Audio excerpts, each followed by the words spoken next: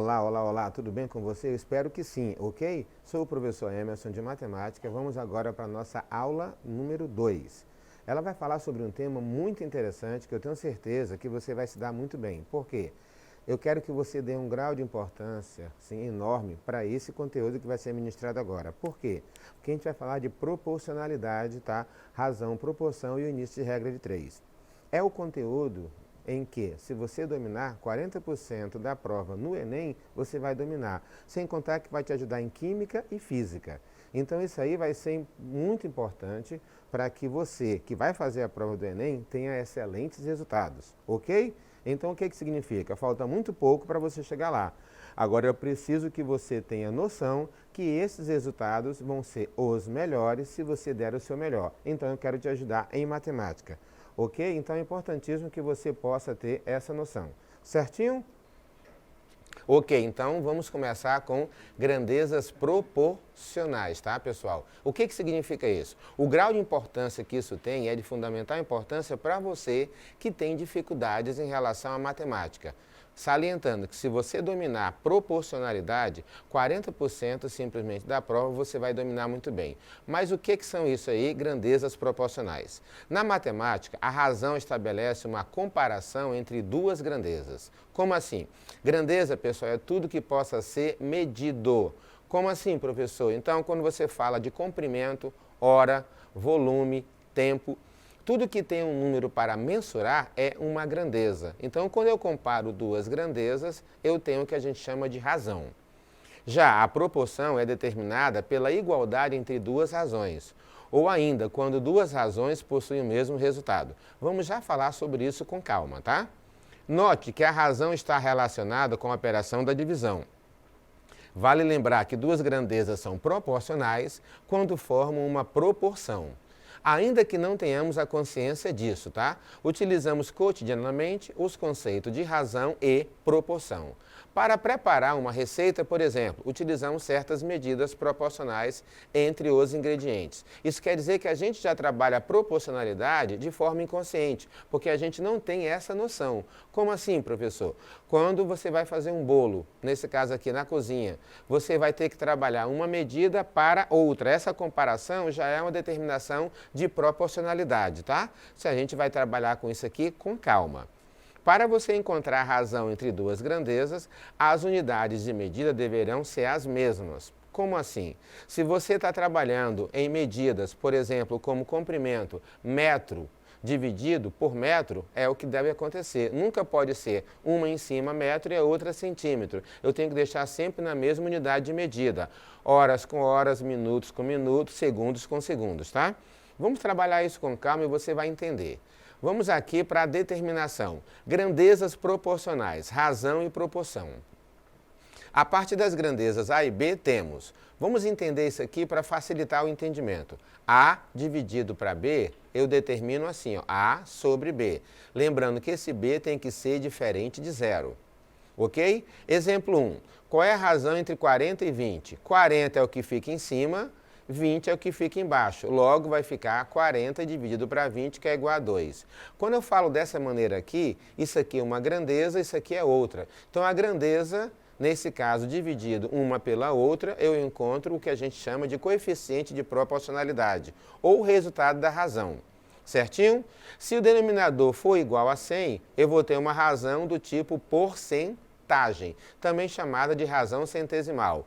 Toda vez que o meu denominador for 100, eu vou ter uma razão de proporcionalidade com a questão de proporção, gerando a porcentagem, tá? E o que é proporção?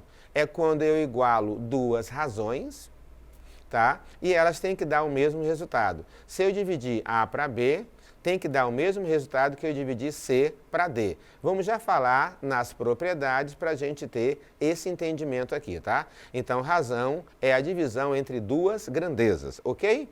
Então, vamos entender aqui, ó. A sobre B, o A é chamado de antecedente e o B de consequente, tá ok? Em vez de ter numerador e denominador, certinho? Vamos colocar aí um exemplo aqui. Qual seria o valor de x nessa proporção abaixo? Preste atenção que eu tenho uma igualdade de razões. Quando eu tenho uma igualdade de razões, eu tenho o que a gente chama de proporção. Como assim, professor? Olha isso aqui, ó. A está para B, lê-se dessa maneira, tá? A está para B, assim como C está para D. Toda vez que eu igualo duas razões, o nome disso é proporção. E como é que resolve-se isso? Multiplica, tá aqui, ó, os meios pelos extremos. Você vai multiplicar em forma de x. Quando você multiplica em forma de x, o resultado deve ser o mesmo, logo é igual. Como assim? Eu tenho 1 está para 3 igual a 12 está para x. Para que eu possa achar o valor de x, eu vou multiplicar cruzado, ó. 1 que multiplica x, assim como 3 que multiplica 12. Desse jeito aqui, eu vou conter e encontrar uma equaçãozinha simples, nesse caso. Agora, para me chegar lá, é importante que a gente tenha o quê? A noção a respeito das propriedades. O produto dos meios ser igual ao produto dos extremos, como a gente já falou. Então, quando você multiplica cruzado, A vezes D deve dar o mesmo valor de B vezes C, ok? Essa é a propriedade importantíssima que da proporção a gente vai chegar na resolução dos exercícios, tá? Então, vamos entender aqui, ó, voltando aqui, ó, qual seria o valor de x? 1 vezes x é x. 3 vezes 12 dá 36. Então, o x é resultado igual a 36, certinho? Então, é só você ter essa noção, ó. Eu multiplico 1 vezes x, vai dar x. E 3 vezes 12, 36. Dessa maneira, você resolve e fica bem prático. Vamos ver agora mais exemplos, tá ok? Olha isso aqui. Uma razão pode ser definida como a comparação entre duas grandezas. Se A e B são grandezas, sendo B diferente de zero, a divisão A sobre B é uma razão. Lembrando, pessoal, o que é grandeza? O que é grandeza? Grandeza é tudo que possa ser medido ou mensurado. Traduzindo, quando eu divido um pelo outro, as grandezas devem estar na mesma unidade de medida. Ok? Então, qual dessas aqui, ó, são razões menos uma? Velocidade média, densidade, pressão e temperatura. Ok? Velocidade média, a gente sabe muito bem o que significa quando você divide densidade e pressão. A única resposta aqui, que não vai ser razão, vai ser simplesmente o quê? Temperatura. Por quê? A temperatura mede o grau de agitação das moléculas. As grandezas que são dadas pelo quociente entre dois números são velocidade média, você vai dividir distância pelo tempo. Eu consigo deixar tudo na mesma unidade, nesse caso aqui, tá? Ó. Densidade, dividir massa por volume. Pressão, força sobre área. Já a temperatura, eu não consigo fazer isso. Conclusão, pessoal, então, nesse caso, simplesmente, a única que não pode ser razão é a letra D, temperatura, tá? Preste bem atenção nessa determinação, tá? Bora analisar esse exemplo aqui, ó. Um concurso para preencher 200 vagas recebeu 1.600 inscrições. Quantos candidatos há para cada vaga? Isso aqui é muito comum a gente ouvir falar hoje em dia. Como assim? Quantos candidatos por vaga? Então, eu tenho que analisar quem é o meu numerador e quem é o meu denominador, ou antecedente e consequente. Quantos inscritos foram? 1.600. E quantas vagas tinha? 200. Então, você vai pegar e dividir 1.600 por 200, que vai dar 8 por 1. Simplesmente quer dizer que tem 8 candidatos por cada vaga, certinho? Nos concursos é muito comum as pessoas fazerem essa comparação, dividindo apenas. Viu como é bem fácil? Então, é só você analisar. Vamos ver agora um outro caso. Gustavo estava treinando pênaltis, caso precisasse na final dos jogos de futebol escolares, sabendo que de 14 chutes a gol ele acertou 6. Preste atenção nisso daqui. Quantos chutes foram? 14. Quantos ele acertou? 6. Qual é a razão do número de acertos? Preste atenção aqui, ó. Para o total de chutes. Para mim montar a proporção, eu tenho que interpretar o que está aqui no final. A razão, ela pede do número de acertos, tá, ó, para o total. O que vem antes do para é o que fica em cima. O que vem depois do para é o que fica embaixo. Vê se ficou bem claro. Quantos acertos ele teve? 6. De um total de quantos? 14. Logo, o que vem antes do para é o que vai ser o meu antecedente, que fica em cima, e o que vem depois do para é o total, que fica embaixo. Logo, isso aqui quer dizer que eu vou dividir 6 para 14. 6 para 14, ó. Para me ter certeza disso, interpreto o que está pedindo no final. Antes do para e depois do para. Antes do para é o que fica em cima, depois do para é o que fica embaixo. 6 e 14 são números pares, eu vou dividir por 2. Se eu dividir por 2, 6 por 2 é 3, 14 por 2 é 7. Isso quer dizer que de cada 7 chutes ele acertou 3. Isso aqui é muito comum em concursos, no Enem principalmente, porque você tem que interpretar. Lê-se 3 está para 7. Como 14 aqui é o total, ó, de chutes, e em cima é o total de gols que ele fez, ou acertos, isso quer dizer que de cada 7 chutes ele acertou 3. A razão está determinada e interpretada, correto? Bem fácil, não é verdade? Vamos ver o exemplo 4. Em uma seleção, a razão entre o número de homens e mulheres candidatos à vaga é 4 para 7. Preste atenção aqui, ó. A razão entre o número de homens e mulheres. Isso quer dizer que tem mais mulheres do que homens, nesse caso aqui, candidatos à vaga. Sabendo que eu tenho 32 candidatos, são do sexo masculino. O número total de participantes na seleção é, preste atenção que está pedindo no final. Primeiramente, calculamos através da regra fundamental, meios pelos extremos. O que é 4 e o que é 7? Tá? Nesse caso aqui, ó, observa bem, ó, o número de homens e mulheres. Ok? Então isso quer dizer o seguinte, quando eu ponho aqui 4 está para 7, 4 refere-se à quantidade de homens e 7 de mulheres. Aqui está dizendo na questão que 32 são do sexo masculino. Então, 4 para 7. 4 refere-se a homens e 7 mulheres. Como aqui está dizendo que tem 32 candidatos homens, vai ficar 32 aqui e x aqui embaixo. Esse x refere-se ao total de mulheres. O que é que eu vou fazer agora? Multiplico os meios pelos extremos. 4 vezes x é 4x, 32 aqui, ó, que vai multiplicar por 7, vai me dar 244. Aí o 4 que está multiplicando passa dividindo, ok? O que eu vou encontrar um total de 56. Presta bem atenção que aqui tem uma pegadinha. Esse x 56 é o total de mulheres. Olha a letra A aqui, ó. Você fatalmente marcaria a letra A, mas preste atenção que esse A é de apressadinho. Está pedindo isso na questão?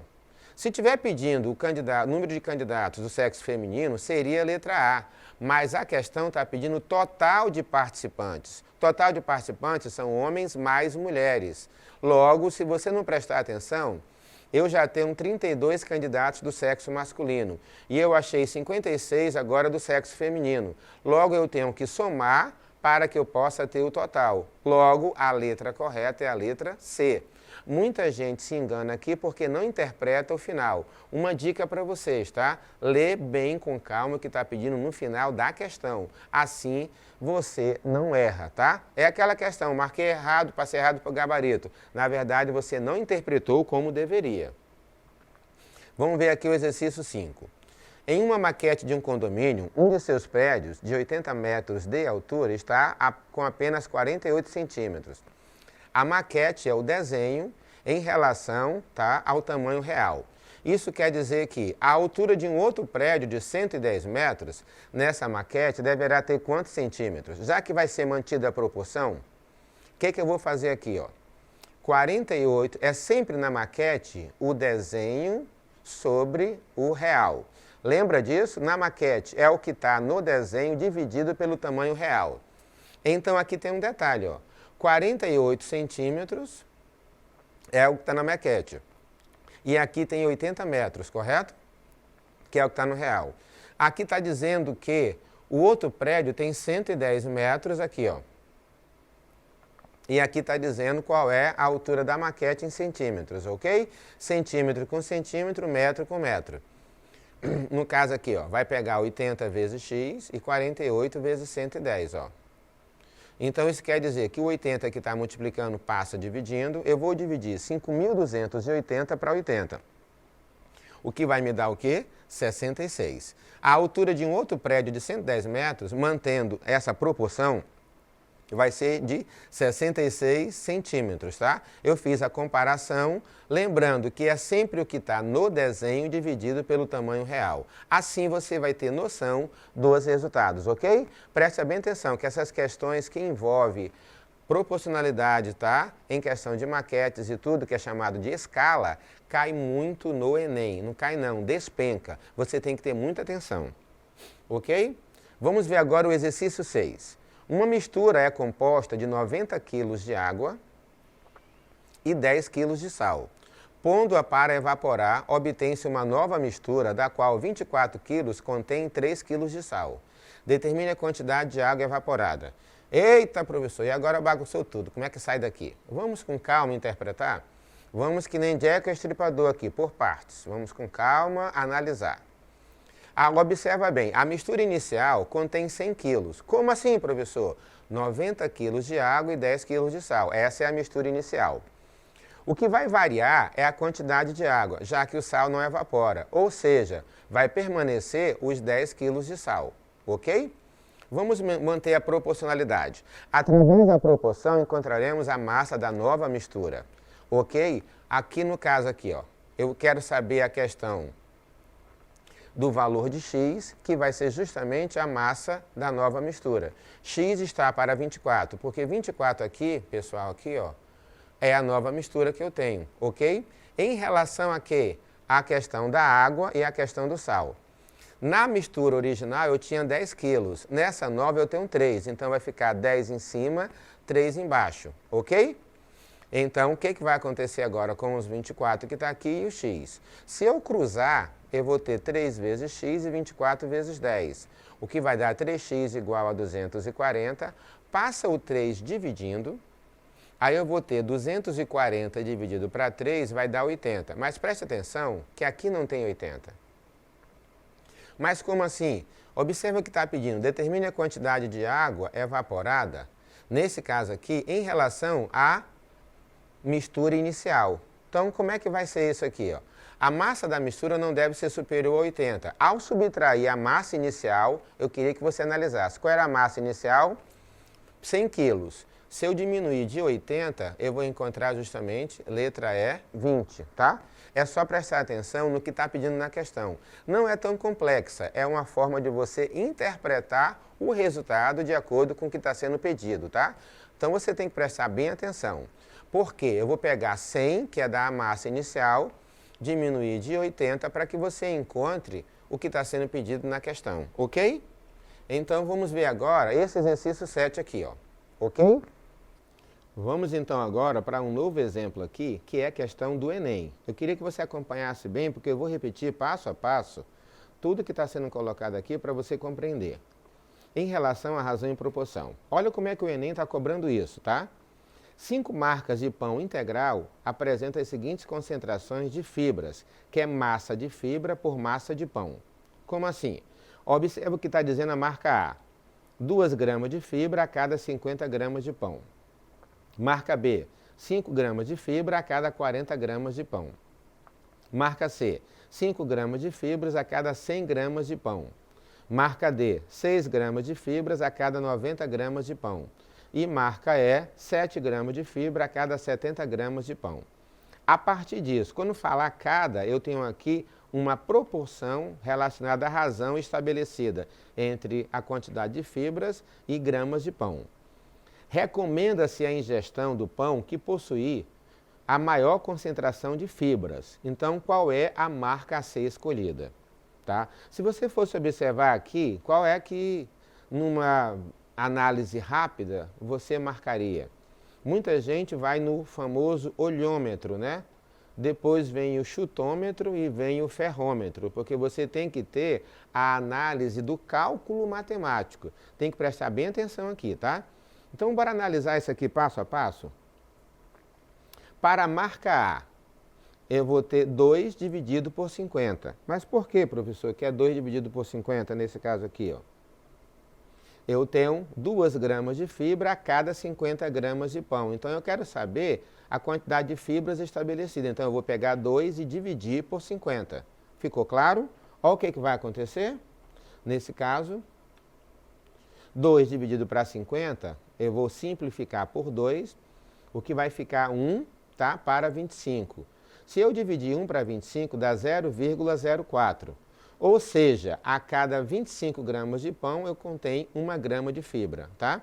Observa bem o resultado da divisão, 0,04. Então, esse número aqui da fibra relacionada às gramas de pão ainda não é tão representativo. Vamos comparar com os demais? Para a marca B, a razão é: a cada 8 gramas de pão contém 1 grama de fibra. Mas por quê? Porque eu vou dividir 5 para 40. Mas, professor, por que divide 5 para 40? Tá? Nesse caso aqui, ó. Vamos voltar aqui. Por quê, ó? Nesse caso aqui, ó. 5 para 40, porque eu tenho 5 gramas de fibras a cada 40 gramas de pão, tá? Então, quando você faz isso... então, pessoal... Professor, eu vou pegar o que está aqui e dividido por esse aqui. Exatamente. Você vai fazer isso aqui com todos e verifica o resultado da divisão.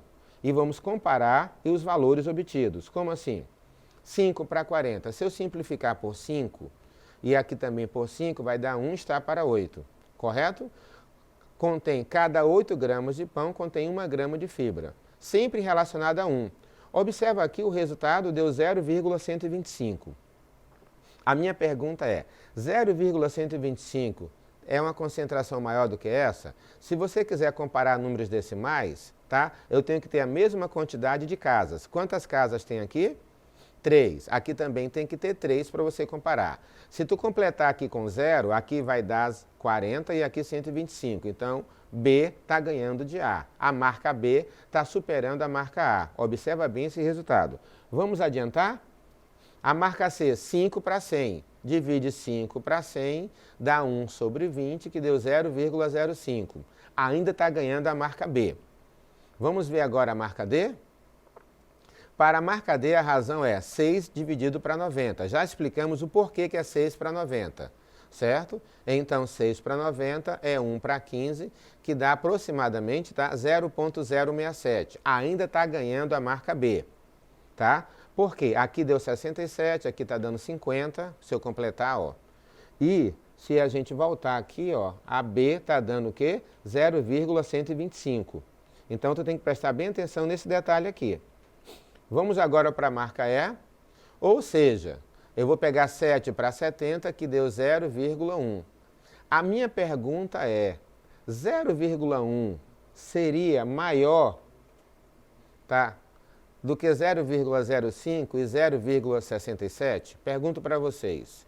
O que você acha? 0,1 é maior que 0,05? Ou 0,067?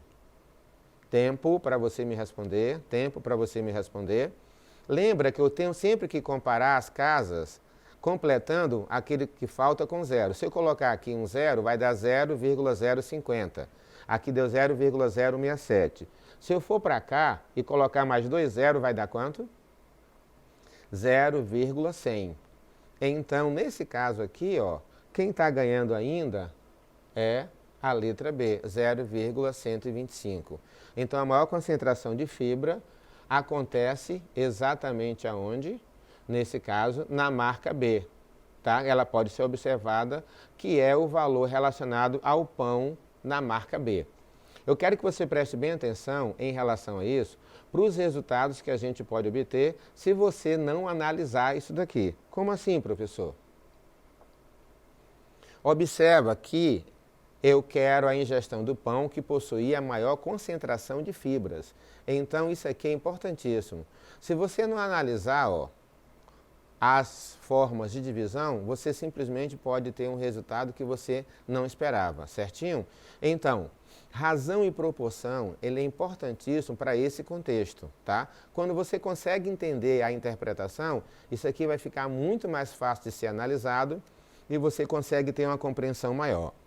Ok? Lembrando que eu só vou obter os resultados quando você tiver a definição da divisão ou da proporção a ser montada. Como assim? Quando a gente vem para cá, ó, 48 para 80 e x para 110, você consegue ter uma noção quando você multiplica cruzado, certo? Agora eu queria falar aqui, ó, 4 está para 7 e 32 está para x. Se você observar bem aqui, ó, eu consigo chegar nesse valor de x sem fazer isso. Como assim, professor? Que mágica é essa?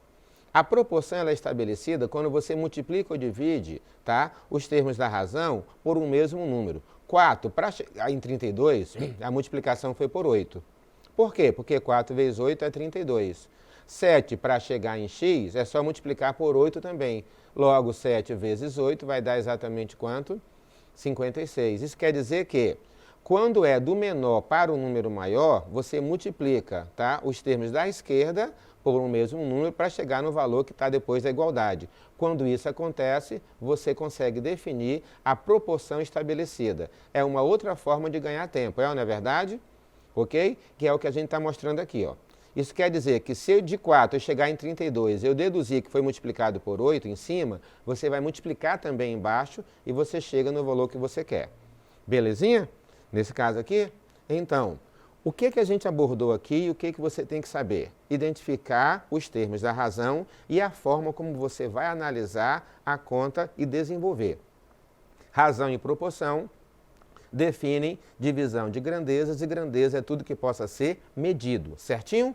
Então o que falta? Você interpretar a questão, montar a proporção, resolver e de novo analisar se o que você encontrou é o que está sendo pedido na questão, que você pode resolver e ainda marcar errado, certinho? Então eu espero você na próxima aula, fica bem atento, conto com você, qualquer coisa, acesse a nossa plataforma para você revisar, certinho? Espero você com certeza, até a próxima.